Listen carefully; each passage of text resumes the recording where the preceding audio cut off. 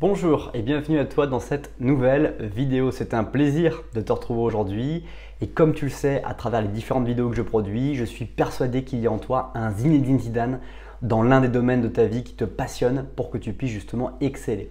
Dans cette vidéo, tu vas découvrir trois choses brièvement: qui je suis, qui est Laurie Harder et enfin les 10 règles d'or de Laurie Harder. Reste très attentif jusqu'à la fin de cette vidéo puisque j'aurai un petit cadeau à t'offrir dès la fin de cette vidéo. Alors qui je suis? Je m'appelle Ogé Dolé, j'investis mon temps à produire des écrits, des audios, des vidéos pour impacter des millions de personnes à trouver la confiance en eux dans leurs projets personnels et professionnels. Je t'invite dès maintenant à t'abonner à la newsletter pour ne pas rater les prochaines vidéos et redécouvrir les contenus les plus populaires.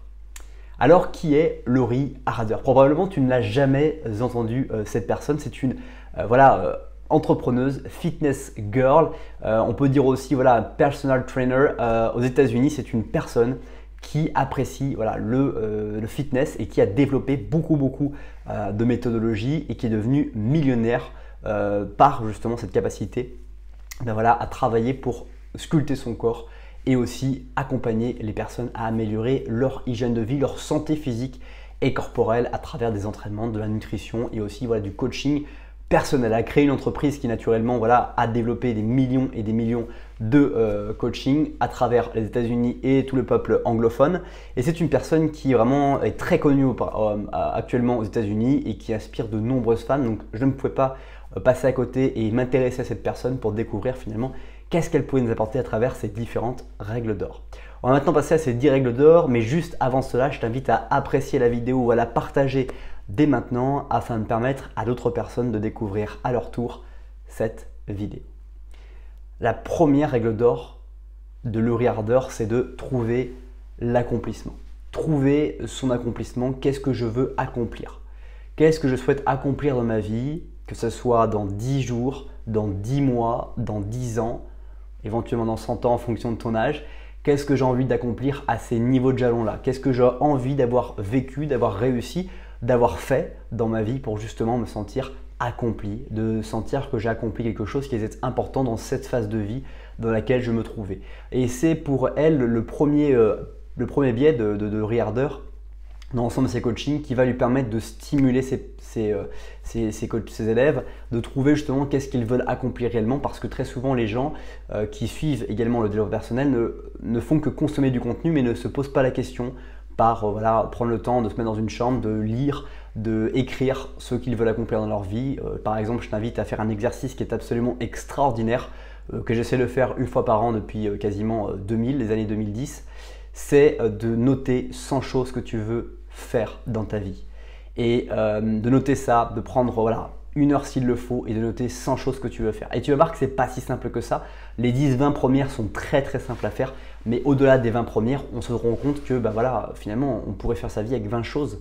Et après de vouloir faire les choses régulièrement, de voir si ces choses-là sont toujours en adéquation chaque année et d'essayer de continuer à avancer cette liste et de la dérouler pour prendre du plaisir et avancer dans sa propre vie. Deuxième règle d'or, c'est agir comme si tout était possible. Agir comme si ce que j'entreprends, je vais le réussir. Agir comme si je suis le seul à pouvoir le faire. Toutes ces façons de prendre l'action va vraiment modifier considérablement les résultats que tu peux obtenir. Et c'est aussi, encore une fois, Laurie Harder l'explique, dans le sens où si on n'agit pas avec cette volonté du comme si, on va parfois se laisser envahir par les pensées communes, les pensées que tout le monde se fait et de se dire c'est pas possible ce que je vais entreprendre. Mais quand tu as un objectif, quand tu as un rêve, quand tu définis quelque chose et si tu agis comme si c'était possible, comme si tu étais le seul du monde entier à pouvoir le faire, et bien d'un coup te pousse des ailes et tu te mets à devenir instoppable et incroyable. Troisième règle d'or, c'est commencer à avoir des conversations difficiles. Il y a un consensus sur les personnes qui vont éviter les conversations difficiles et les personnes qui vont au contraire ne pas les éviter par rapport à des situations qui les nécessitent.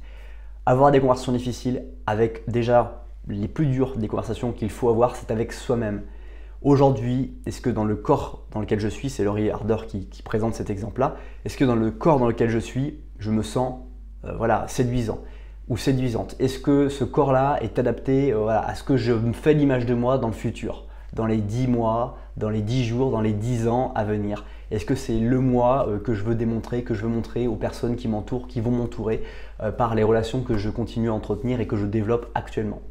Toute cette réflexion sur avoir des conversations difficiles avec soi-même, intérieurement et extérieurement, va me permettre de me stimuler, de faire un pré-bilan, de me rendre compte où j'en suis et de chercher à avancer. Quatrième règle d'or, c'est trouver le solde en fait. Trouver qu'est-ce qui me reste à produire. Où est-ce que j'en suis aujourd'hui? Parce que très souvent, on se dit j'ai un nouvel objectif, on se met à lancer et on arrête. Et du coup, il y a toujours un solde qui reste entre là où on s'est arrêté et l'objectif réel qu'on voulait. C'est quoi le solde qu'il te reste? Si tu voulais perdre 10 kg, si tu voulais perdre 10 cm de tour de taille, où est-ce que tu en es dans cet objectif-là et quel est le solde qu'il te reste? Ne regarde pas par rapport à là où tu es parti au départ, regarde par rapport à là où tu en es et par rapport à ton objectif. Et regarde le solde et concentre-toi exclusivement sur le solde et pas sur l'intégralité parce que sinon tu auras l'impression que tu n'as jamais avancé. Quand on se concentre que sur le solde, on voit qu'on avance, on voit qu'on est de plus en plus près de la distance finale que nous souhaitions arriver.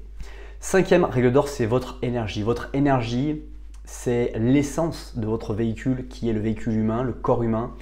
Et cette énergie-là, elle se stimule par plusieurs choses. La première chose, c'est les pensées que nous pouvons avoir. C'est les plus simples, mais les plus difficiles à combattre. La deuxième chose, c'est par la nutrition que nous allons avoir. Les aliments que nous allons consommer vont, de la même manière que de l'essence qui est bonne ou pas bonne, vont influencer le moteur que nous avons en nous.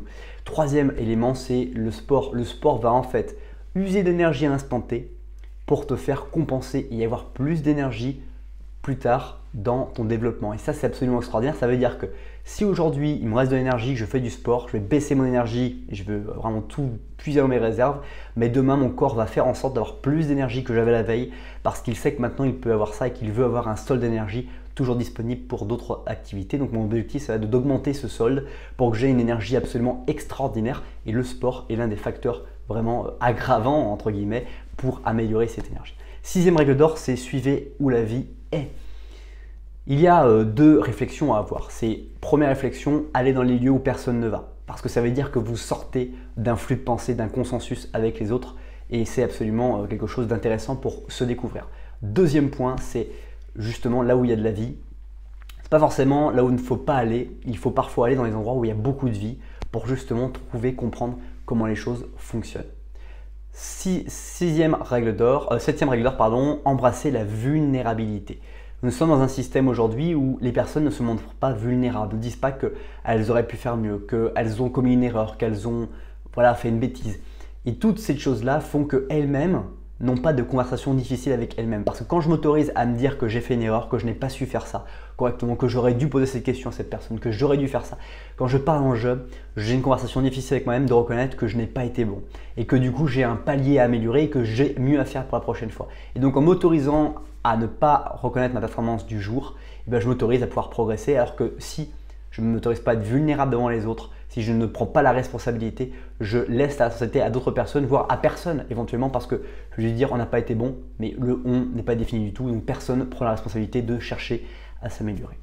Huitième règle d'or, c'est construire la discipline. La discipline est encore une fois toujours un ingrédient fondamental de réussite, c'est de répéter, répéter, répéter et de s'astreindre à agir dans une période de temps régulière, de répéter régulièrement, d'être régulier et que c'est la seule manière justement de pouvoir atteindre un niveau et de progresser. Quand je commence par exemple à faire un sport, quand je commence à apprendre une langue étrangère, il faut que je répète les mots, il faut que je répète les choses que j'apprends parce que sans cette répétition, je n'arrive pas à mémoriser, donc je n'arrive pas à parler, donc je ne peux pas progresser.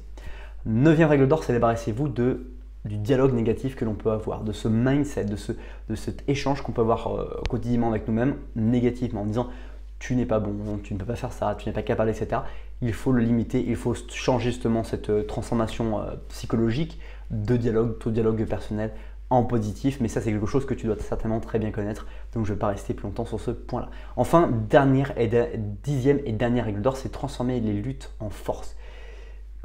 Tous les combats que tu es en train de mener aujourd'hui, c'est une véritable force pour toi parce que tu es en train de mener un combat que tu pourras présenter plus tard en disant voilà, j'ai fait ce combat-là, j'ai voulu faire ça, j'ai changé de vie à tel moment, j'ai décidé de faire telle chose à tel moment et tous ces facteurs que tu as présentés vont montrer que tu es quelqu'un qui combat, qui accepte le changement parce qu'il veut changer et qui avance vers sa vie. C'est déjà la fin de cette vidéo. Merci beaucoup pour le temps que tu as consacré à visionner cette nouvelle vidéo. Si ce n'est pas encore fait, je t'invite à nouveau à t'abonner à la newsletter et à recevoir gratuitement 7 livres impactants et inspirants. Merci encore énormément. Passe une très bonne suite de journée. Je te dis à bientôt pour une prochaine vidéo.